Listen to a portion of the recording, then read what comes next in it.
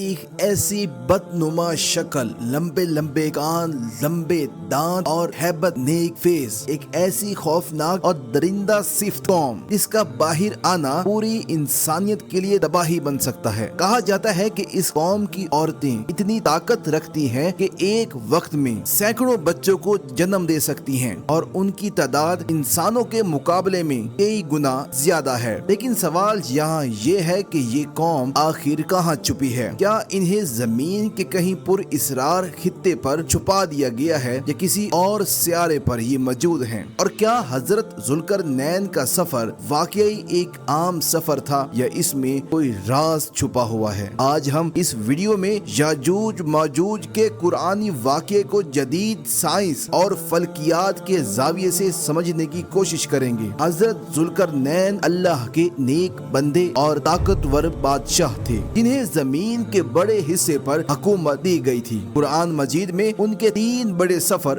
بیان کیے گئے ہیں اور ہر سفر اپنے اندر حیرت اور سبق رکھتا ہے۔ کون سا سفر یاجوج ماجوج کی طرف گیا اور کون سا سفر انہیں کہاں لے گیا؟ ان کا پہلا سفر مغرب کی طرف تھا جہاں وہ آب حیات کی تلاش میں گئے مگر وہ اسے حاصل نہ کر پائے۔ اس کے بعد انہوں نے دوسرا سفر مشرق کی جانب کیا جہاں سورج نکلتا ہے اور وہاں ایک سادہ اور غیر مذہب قوم سے ملاقات ہوئی جن کی انہوں نے مدد کی۔ اور پھر آیا تیسرا سفر جو سب سے زیادہ عجیب اور حیران کن تھا۔ یہ سفر شمال کی طرف تھا جہاں وہ ایک ایسی جگہ پہنچتے ہیں جسے سدین کہا جاتا ہے، یعنی 2 پہاڑوں کے درمیان کا علاقہ۔ وہاں ایک ایسی قوم آباد تھی جس کی زبان سمجھنا تقریباً ناممکن تھا۔ حضرت ذوالقرنین نے ان سے اشاروں کے ذریعے بات چیت شروع کی۔ ان لوگوں نے شکایت کی کہ ان پہاڑوں کے اس پار ایک خطرناک قوم رہتی ہے جسے یاجوج ماجوج کہا جاتا ہے۔ لوگ زمین میں انتہائی فساد پھیلانے والی قوم ہیں،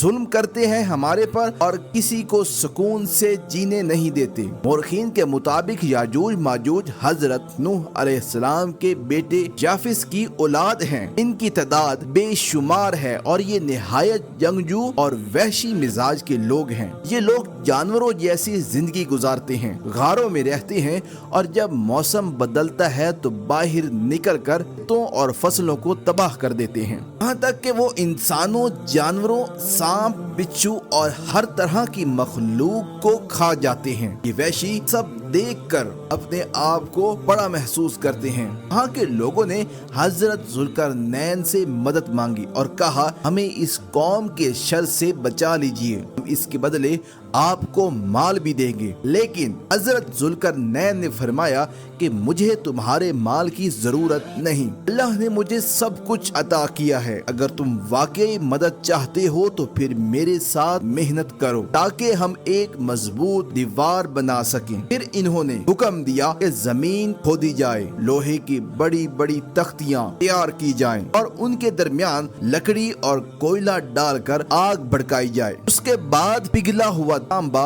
اس پر ڈالا گیا۔ اس طرح ایک انتہائی مضبوط دیوار تیار ہوئی جو دونوں پہاڑوں کے درمیان کھڑی کر دی گئی۔ یہ دیوار اتنی طاقتور تھی کہ یاجوج ماجوج نہ اس پر چڑھ سکتے تھے اور نہ ہی اس میں سوراخ کر سکتے تھے، اور یوں وہ قوم اس دیوار کے پیچھے قید ہو گئی اور انسانوں کی بستیوں تک ان کا پہنچنا تقریباً ناممکن سا ہو گیا۔ لوگوں نے حضرت ذوالقرنین کا شکریہ ادا کیا تو انہوں نے بڑی گہری بات کہی۔ فرمایا ابھی کے لیے تو یہ دیوار تمہیں یاجوج ماجوج سے بچائی رکھے گی، لیکن یاد رکھو دنیا میں کوئی چیز ہمیشہ نہیں رہتی، ایک دن ایسا بھی آئے گا جب یہ دیوار ٹوٹ جائے گی اور یاجوج ماجوج باہر آ جائیں گے۔ حدیث میں آتا ہے کہ یاجوج ماجوج ہر روز اس دیوار کو توڑنے کی کوشش کرتے ہیں۔ وہ صبح سے شام تک مسلسل محنت کرتے ہیں، یہاں تک کہ جب دیوار ٹوٹنے کے قریب پہنچ جاتی ہے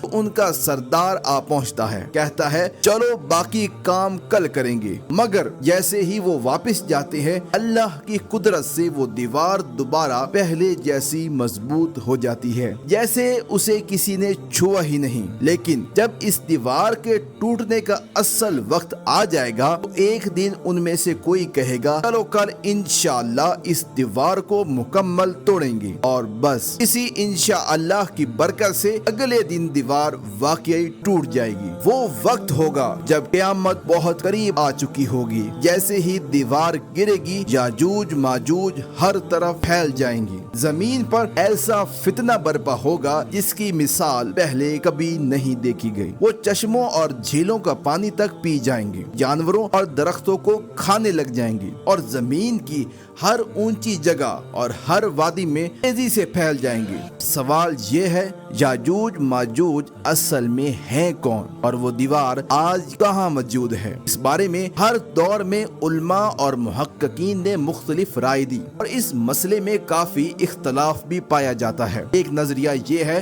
تتار اور منگول ہی یاجوج ماجوج تھے، جنہوں نے 11ویں صدی میں اسلامی دنیا پر حملے کیے اور بڑی تباہی مچائی۔ دوسری رائے یہ پیش کی جاتی ہے کہ یورپی اور امریکی اقوام یاجوج ماجوج ہیں، کیونکہ عیسائی لٹریچر میں انہیں گوگ اینڈ مگوگ سے جوڑا گیا ہے، انہوں نے 18ویں صدی میں دنیا کے کئی حصوں پر قبضہ کیا اور لوٹ مار کی۔ تیسرا نظریہ یہ کہتا ہے ترک قوم یاجوج ماجوج کی اولاد ہیں، انہوں نے درمیانی دور میں وسط ایشیا پر اپنی حکومت قائم کی۔ لیکن پھر ایک بڑا سوال سامنے آتا ہے، اگر یہ سب نظریات درست ہیں تو وہ عظیم اور مضبوط دیوار کہاں ہے؟ حضرت ذوالقرنین نے بنائی تھی، کی وجہ سے دنیا کے مختلف علاقوں میں موجود پرانی دیواروں کو اس دیوار سے جوڑا جا رہا تھا، جیسے چین کی دیوار افقاز، جرمنی کی برلن وال اور روس کا درہ دریال۔ لیکن حقیقت یہ ہے کہ ان میں سے کوئی بھی دیوار اتنی مضبوط نہیں ہے کہ اسے توڑا نہ جا سکے، اور نہ ہی ان میں لوہے اور پگھلے تانبے کا وہ خالص نظام موجود ہے جس کا ذکر آیا ہے۔ اس لیے بہت سے علماء ان سب رائے کو کمزور قرار دیتے ہیں اور کہتے ہیں کہ یہ دیوار حضرت ذوالقرنین کی اصل دیوار نہیں ہو سکتی۔ کچھ جدید محققین نے ایک ایسا سائنسی نظریہ بھی پیش کیا ہے جو واقعی سوچنے پر مجبور کر دیتا ہے۔ اس نظریے کے مطابق حضرت ذوالقرنین عام انسان نہیں تھے بلکہ ایک فرشتہ تھے۔ جی ہاں، یہ بات سن کر حیرانگی ہوتی ہے، مگر کچھ روایات میں اس کا اشارہ بھی ملتا ہے۔ کہا جاتا ہے کہ ایک بار حضرت علی نے ایک شخص کو ذوالقرنین کا نام لیتے ہوئے سنا تو آپ رضی اللہ تعالی عنہ نے ناراض ہو کر فرمایا، کیا تم لوگوں کے لیے نبیوں کے نام کافی نہیں تھے جو اب تم فرشتوں کے نام بھی استعمال کرنے لگے ہو؟ اس روایات سے کچھ لوگ یہ نتیجہ نکالتے ہیں کہ ذوالقرنین نہ تو سکندر اعظم تھے اور نہ ہی سائرس، جیسے کہ عام طور پر انہیں دنیاوی بادشاہوں کے ساتھ جوڑا جاتا ہے، بلکہ وہ ایک خاص مشن پر بھیجے گئے تھے، ایک فرشتہ تھے۔ سورۃ کہف میں اللہ فرماتا ہے کہ ہم نے ذوالقرنین کو زمین میں اقتدار دیا اور اسے ہر چیز تک پہنچنے کا ایک راستہ عطا کیا۔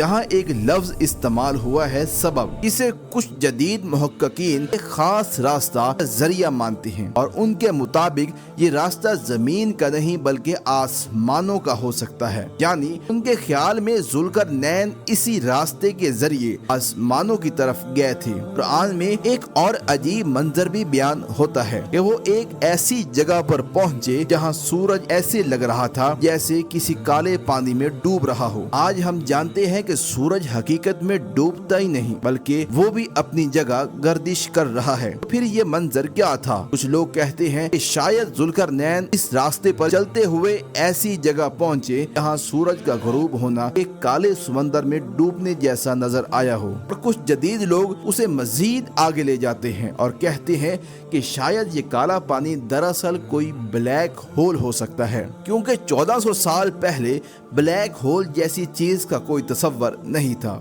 ہم ان کے تیسرے سفر کو دیکھتے ہیں، وہاں ذکر ملتا ہے کہ وہ ایک ایسی جگہ پہنچے جہاں 2 صد یعنی 2 رکاوٹوں کے درمیان ایک قوم رہتی تھی۔ پرانے مفسرین نے صد کا مطلب پہاڑ لیا، لیکن کچھ جدید تشریحات میں اسے پہاڑ نہیں بلکہ نیبولا یعنی خلا میں موجود گیس اور گرد کے بادل سمجھا جاتا ہے۔ یعنی اس سوچ کے مطابق ذوالقرنین اپنے تیسرے سفر میں کسی پہاڑی علاقے میں نہیں بلکہ خلا کے ایک مقام پر ایک نیبولا بولا کے قریب پہنچے۔ اب یہاں ایک اور حیران کن خیال پیش کیا جاتا ہے کہ وہاں رہنے والی قوم شاید انسان نہیں تھی بلکہ کوئی اور مخلوق تھی جسے آج ہم ایلینز کے نام سے جانتے ہیں، اور انہوں نے ذوالقرنین سے درخواست کی کہ ہمارے اور یاجوج ماجوج کے درمیان ایک مضبوط رکاوٹ بنا دیں تاکہ ہم ان کے شر سے محفوظ رہ سکیں۔ اس بات کے حق میں یہ دلیل بھی دی جاتی ہے کہ قرآن میں یہاں لفظ ارض آیا ہے، اور ارض کا مطلب صرف ہماری زمین نہیں ہوتا بلکہ کائنات میں موجود دوسری زمینیں یا سیارے بھی ہو سکتی ہیں۔ قرآن میں کئی جگہ 7 آسمانوں اور زمینوں کا ذکر ملتا ہے،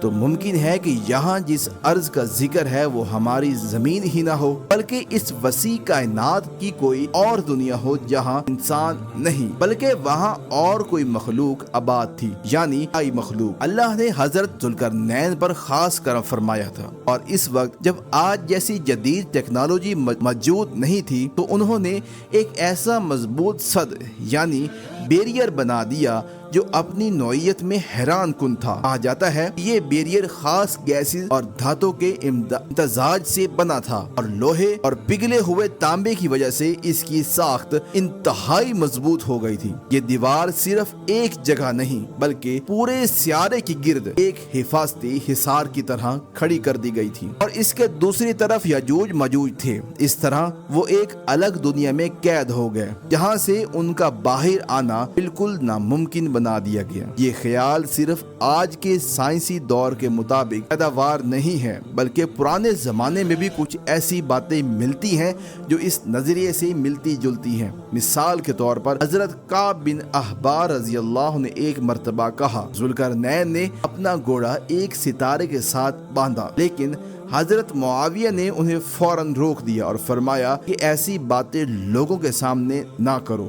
حضرت علی سے بھی ایک قول منسوب ہے کہ اللہ نے بادلوں کو حکم دیا کہ وہ ذوالقرنین کو جہاں چاہیں لے جائیں۔ اگر ان سب باتوں کو ایک ساتھ دیکھا جائے تو ایک عجیب تصویر سامنے آتی ہے، یعنی ممکن ہے کہ ذوالقرنین کا سفر صرف زمین تک محدود نہ ہو بلکہ وہ ایک خلائی سفر بھی ہو، اور صرف خلا ہی نہیں بلکہ شاید وقت کا سفر بھی ہو، کیونکہ آج کی سائنس یہ کہتی ہے کہ کائنات میں ایسے پورٹلز ہو سکتے ہیں جن کے ذریعے نہ صرف ایک جگہ سے دوسری جگہ جایا جا سکتا ہے بلکہ وقت کے اندر بھی سفر ممکن ہو سکتا ہے۔ تو کیا یہ ممکن ہے کہ یاجوج ماجوج اصل میں کوئی خلائی مخلوق ہو اور وہ کسی اور سیارے یا کسی اور ڈائمینشن میں قید ہوں؟ کیونکہ اگر ہم آج کی دنیا کو دیکھیں تو انسان زمین کے تقریباً ہر کونے تک پہنچ چکا ہے، ہر بر اعظم، ہر جزیرہ، ہر جگہ دریافت ہو چکی ہے۔ ایسے میں یہ سوال اور بھی گہرا ہو جاتا ہے کہ اگر یاجوج ماجوج واقعی اتنی بڑی تعداد میں موجود ہیں کہ وہ جھیلوں کا پانی تک ختم کر دیں تو پھر وہ اس زمین پر کہاں چھپے ہوئے ہیں؟ اور اگر وہ اس دنیا میں ہیں تو آج تک انسان انہیں کیوں نہیں ڈھونڈ سکا؟ کیا واقعی وہ کسی دیوار کے پیچھے ہیں یا کسی ایسی دنیا میں قید ہیں جہاں ہماری رسائی نہیں پہنچ پا رہی؟